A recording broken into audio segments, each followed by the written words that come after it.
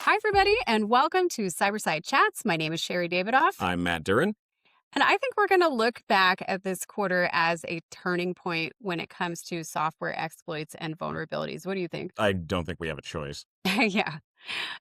Just this month, Anthropic released a new version of Opus 4.6, Right? which really has been making a lot of news.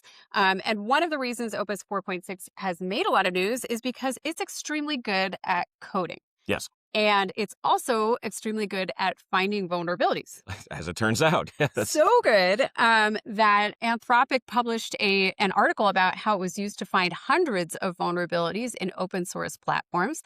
Now, these are products that have been out there for years, in some cases, decades. And many of these vulnerabilities have been in their code that whole time yeah. and have never been Well, discovered. and these are also pieces of software that have been reviewed like over and over and over again Yeah. by normal code reviewers, and most of these, or a lot of these, were missed as it turns out, which is kind of funny. Yeah, some of the projects that they analyzed, there was Ghostscript they found a vulnerability in, OpenSC, CGIF, and a lot of these, we might think, okay, it's just open source, it's available. Of course, hackers will be able to look at that code. But we saw with Log4j how much even closed source products can rely on open source utilities Yeah. as well. Yeah, open source libraries are huge. And Ghostscript was the one that really stood out to me the most, and mainly because no one's really ever heard of Ghostscript before, That's unless funny. you're like me and in a previous life you worked as a printer I tech. know. I was like, I'm a nerd. I've heard of Ghostscript. I know what it I've is. used it. And yeah. Yeah, no, it's an interpreter for PDF files. So Yeah. if you're trying to print a PDF, Ghostscript comes into play in a lot of open source printer drivers. It's And everywhere. it's everywhere. everywhere. Yeah. It's probably in your organization. Yeah, which is Um, scary for a lot of people. Yeah. So Anthropic is starting to add cyber specific probes. One of the reasons also why this is so important is that they didn't give Opus any special prompting. Yeah. It was just out of the box, what vulnerabilities can you find? So here you have people who've been working for years and years to create fuzzers and to develop code to find vulnerabilities in code. And poof, Anthropic is just doing it with a tool out of the box that thinks more like a human than traditional fuzzers do. Well, and the more like a human thing is really interesting. When we look at other vulnerability scanners, I mean, there's code integrity scanners that we've looked at, Mhm. but with the Opus experiment, it looked like it actually acted kind of like a pen tester. Yes. Like it went through and it actually looked at how the programs related to each other. And then it went back and looked at like version history on the programs to see where things had been changed, which is something that most software right now won't do. Yeah, it's not like thinking critically about it. You're Yeah. right.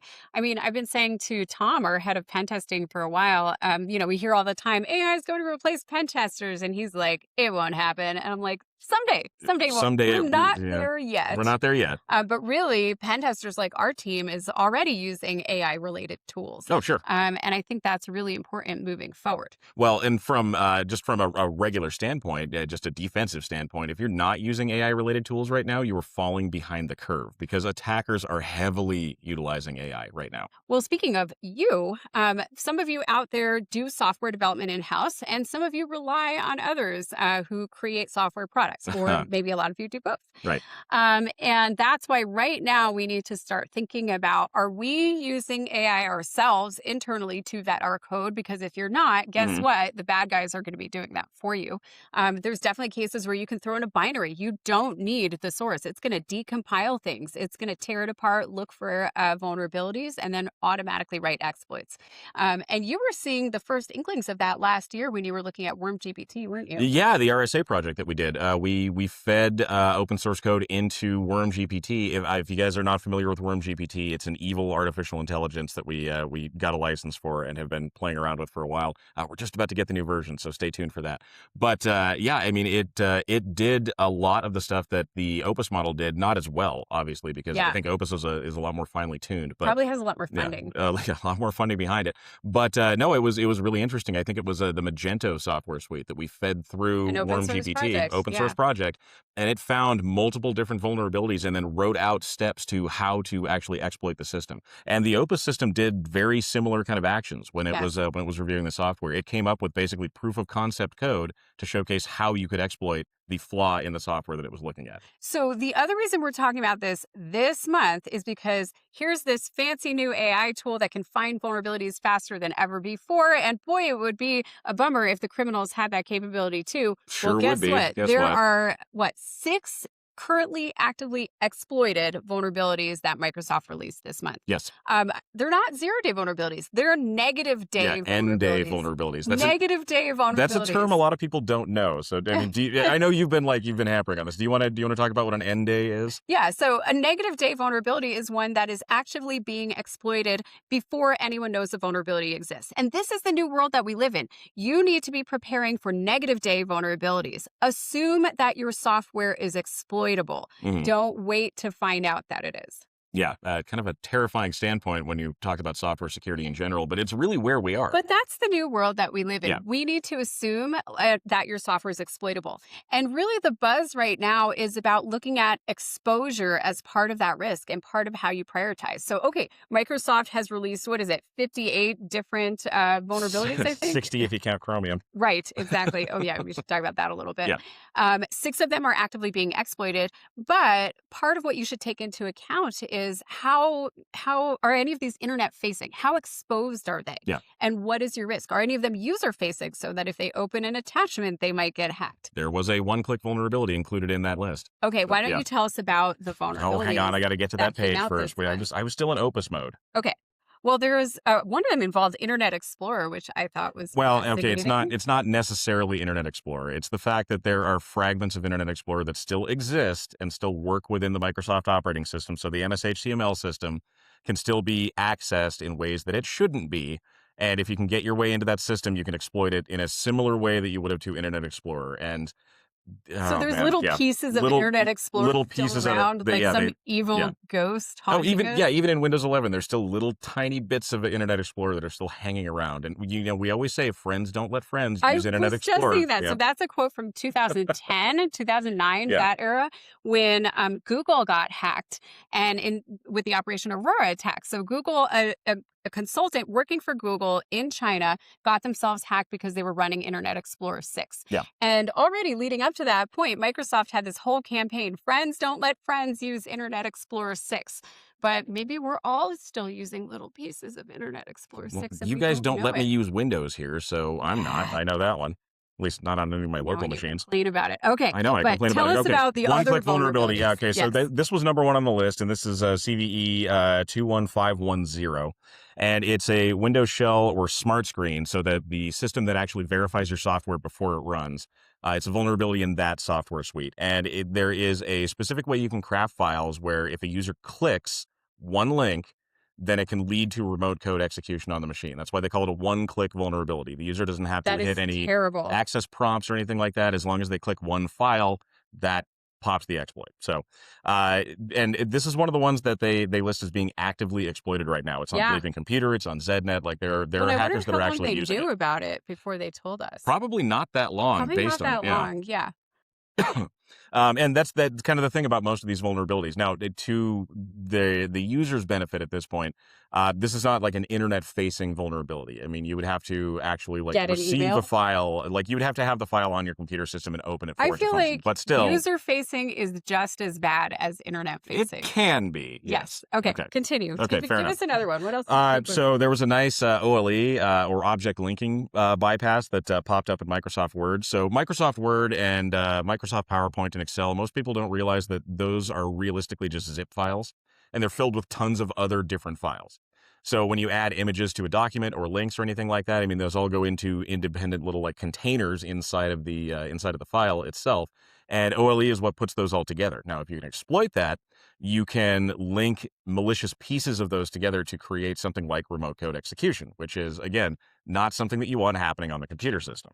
So were any of these boom, there's a server on the internet and there's a remote code execution vulnerability just right there living on them? Of the ones that I looked at, no, but that's good news. More analysis shall be done. More analysis shall be done, yeah. Yeah, it was a busy month. Perfect. For sure. Yeah.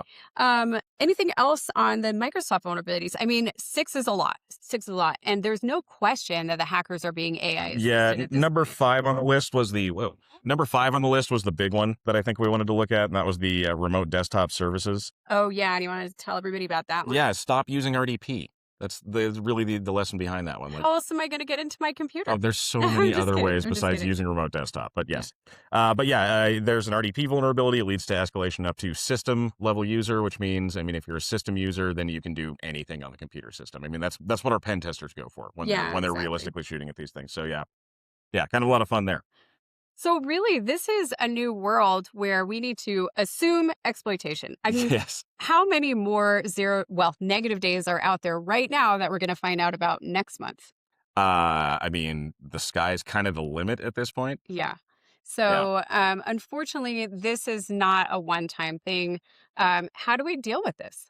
I mean, we stop using computers completely. Like we Yes, just we turn dig off the ourselves internet and into we a just cave. we use pen and paper again. You know, No, there's a few different ways that we can do this, and one of the big ways is from an offensive standpoint to basically use AI to our advantage. Because remember, there's a lot of companies out there that are integrating AI into their products, especially vulnerability management software companies, especially EDR companies. I mean, the big thing that we see here that makes this a big problem is the concept of speed. And if you watch our top trends of 2026 video, we talk about AI and ransomware being mixed together and why yes. the speed of exploitation becomes the big problem here.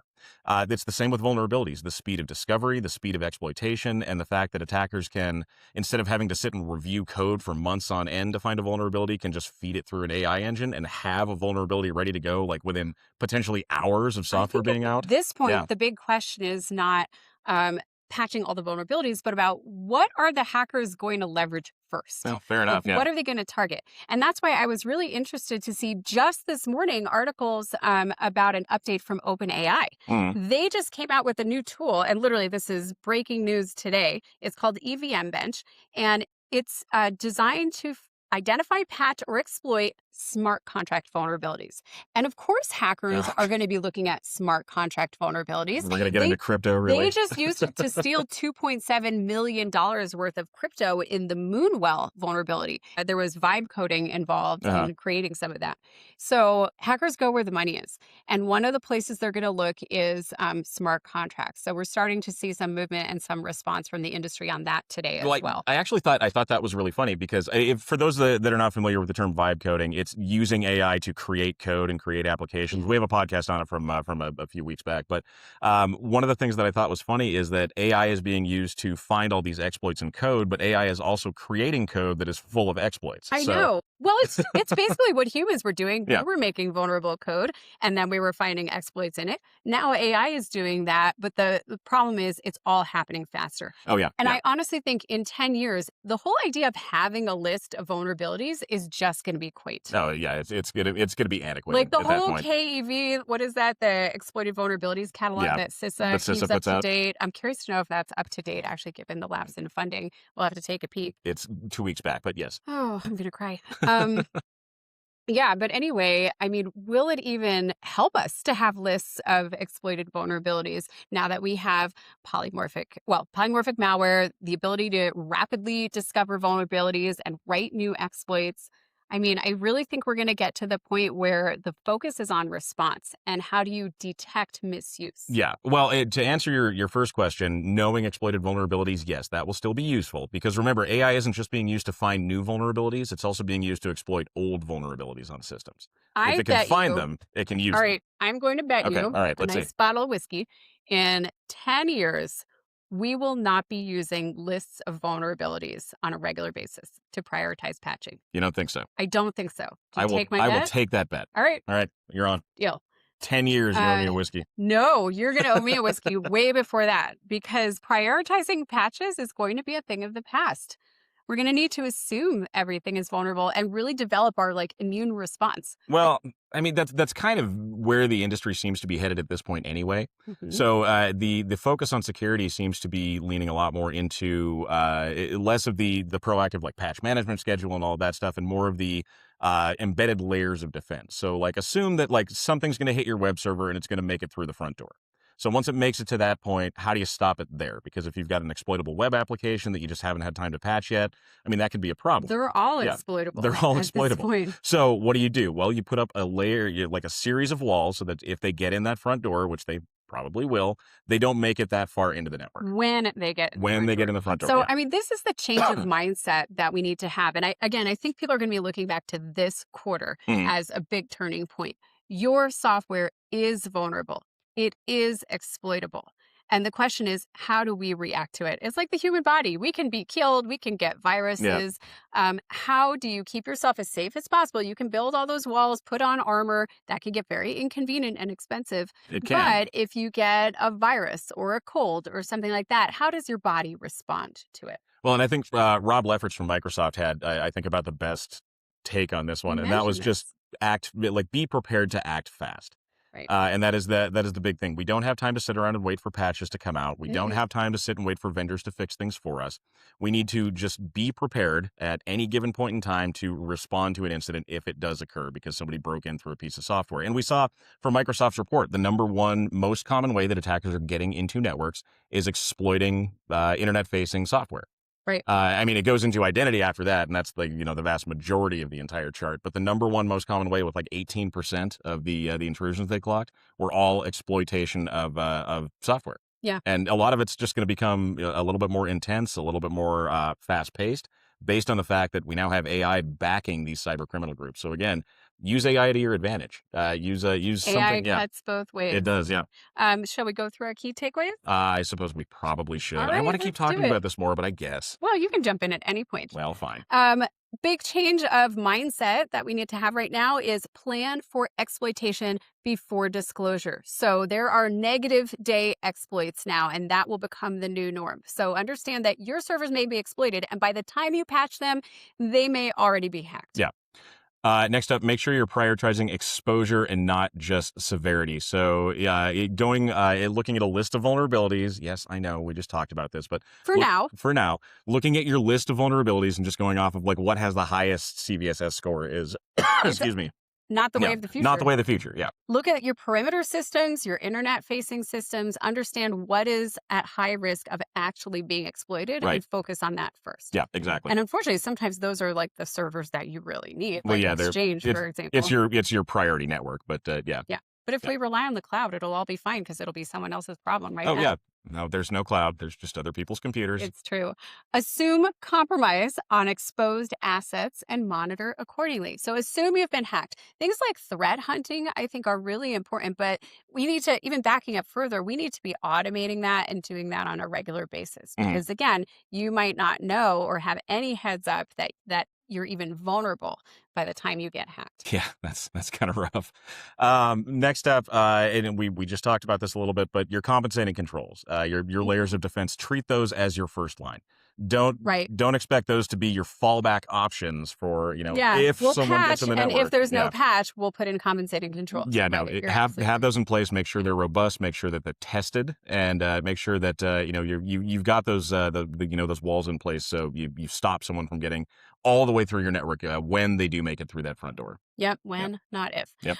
Prepare for containment because patches may not exist. I really like this checklist that we're coming up with. Yeah. Patches may not exist, almost certainly. Often we see with zero-day vulnerabilities, even if patches exist, more patches sometimes come out later as well. So assume even if a patch exists, it may not be fully addressing the underlying issue. Yep. So containing the damage is really key and being able to do that quickly. Yeah. The next one's one of my favorites Of course. because it's tabletops. That's what I do. Yes. Rehearse a negative day style tabletop. So an exploit against your network that is not known to the public. There's no patch for it. It is just somebody found a hole somewhere in your software that is unknown to the rest of the world, and they're utilizing it to hit your network. So how do you respond to that? How do you identify it? How do you figure out which piece of software is being used? How do you figure out where they went, what they did, what they hit? And make sure that your security team is prepared to deal with an incident like that because odds are pretty good you're going to have to deal with one at one point or another. Yeah, Yeah. absolutely. I think revising your tabletops in general to include things like negative day vulns is critical. Yep. Finally, integrate AI into your vendor risk model. Now is the time. If you rely on, well, all of us rely on others to do either software development or provide us with software products, and start adding questions to your vendor vetting. Are you using AI to check your code? Are you using AI to generate code? To And generate the code. understand Yeah. we've had a whole nother podcast on that. Check it out. We'll put it in the show notes. But understand what those risks are. Yeah. So with that, um, plan for those negative day vulnerabilities. Yeah. It is going to be the way of the future. Sleep well, everyone. Yeah. All right. With that, let's take a few questions.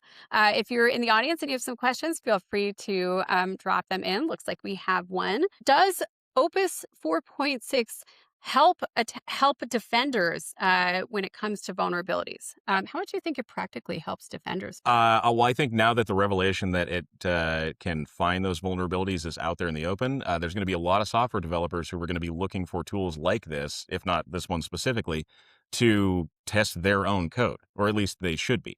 Because if they're putting Yeah. code out there that is vulnerable, I mean, there's a lot of liability on vendors right now. Vendor vetting is huge.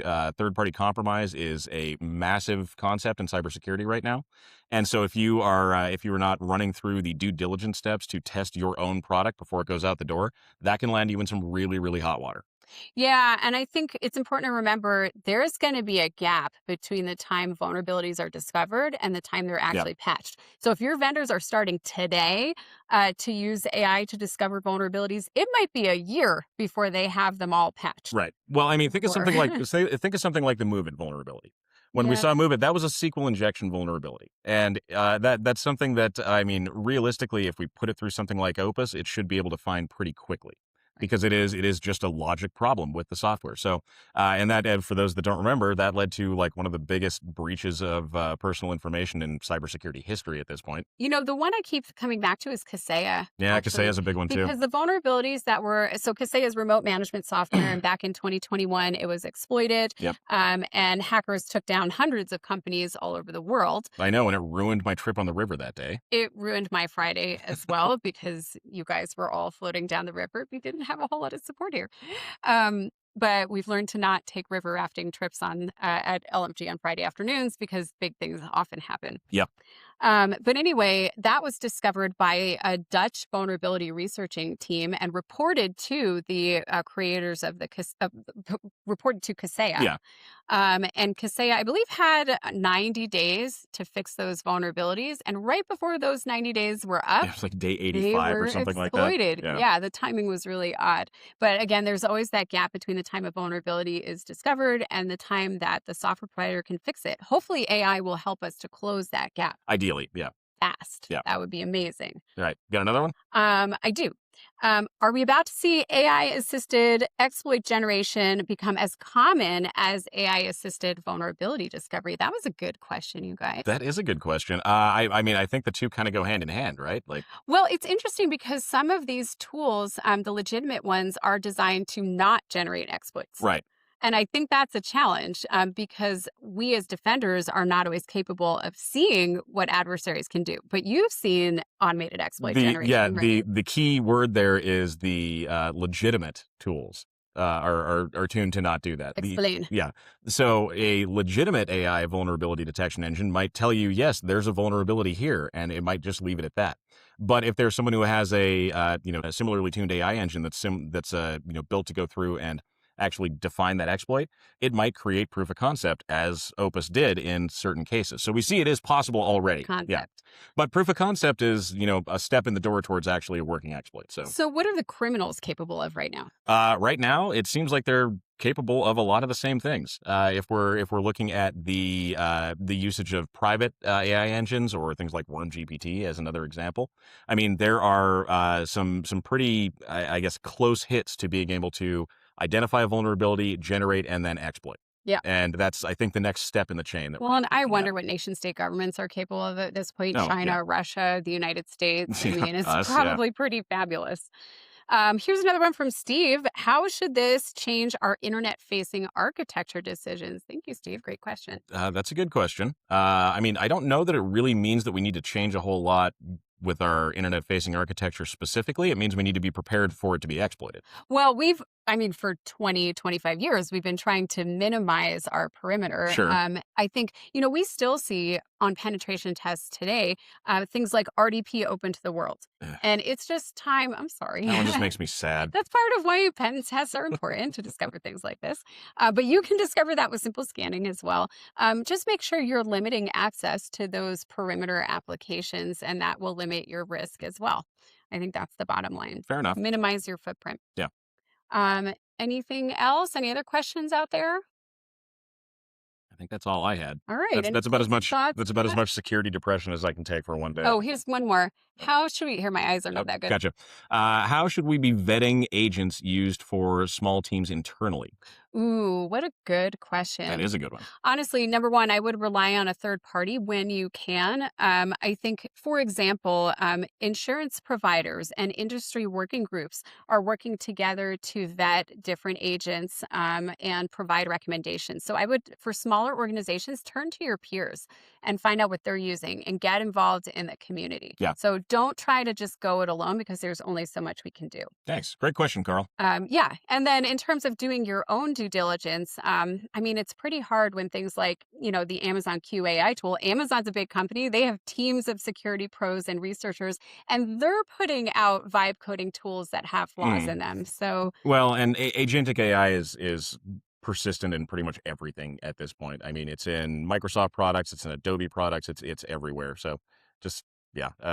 Again, it's hard because I want to be a later adopter when it comes to installing these brand new tools, but at the same time, you got to keep up. yeah, So have to that keep means up. there's always risk, but talk to Yeah. your peers and see what they're recommending as well. Perfect. All right. All right. Well, everybody, thanks so much for tuning into Cyberside Chats Live. Looking forward to seeing you back in the recorded land next week. And those of you that are tuning in live, join us again next month. Thanks so much.